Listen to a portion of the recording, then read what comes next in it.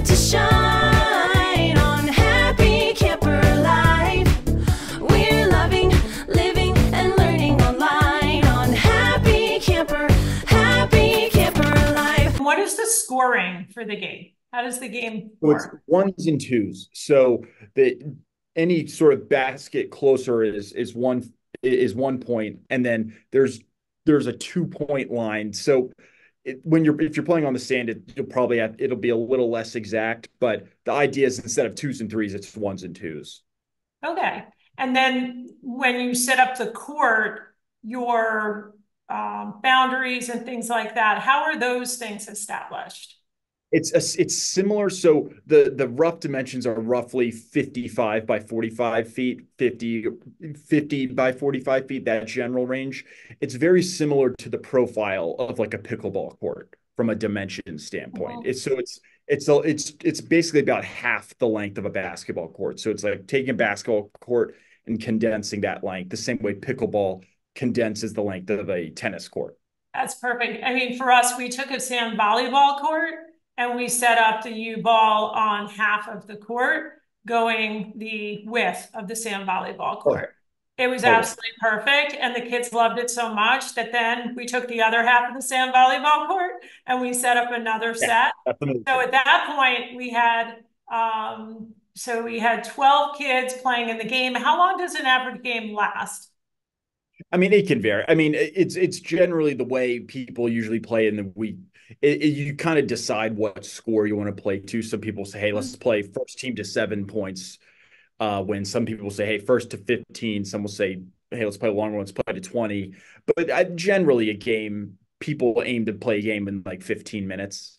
Yeah. But it's pretty variable there. So you could play 15 minutes. You could play an hour if you want.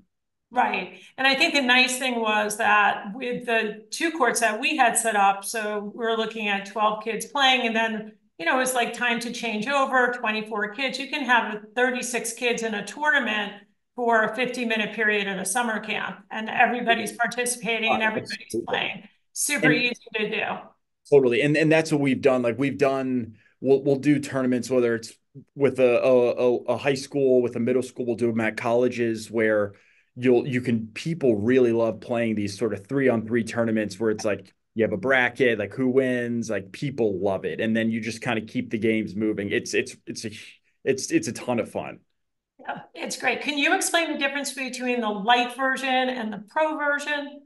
Totally. So U-Ball Light is so basically U-Ball Light is our best seller. It's what most people get. It accomplishes most of your needs would generally be accomplished with U-Ball Light for the way people would normally play on it. It's especially in the name light to take around, a little extra easy to kind of take places and set up and things like that. U-Ball Pro is basically taking U-Ball Light and making an extra sturdy, extra substantial version for, say, you have like kids that are later in high school or in college and they are big guys or really, really want to throw down dunks and things like that.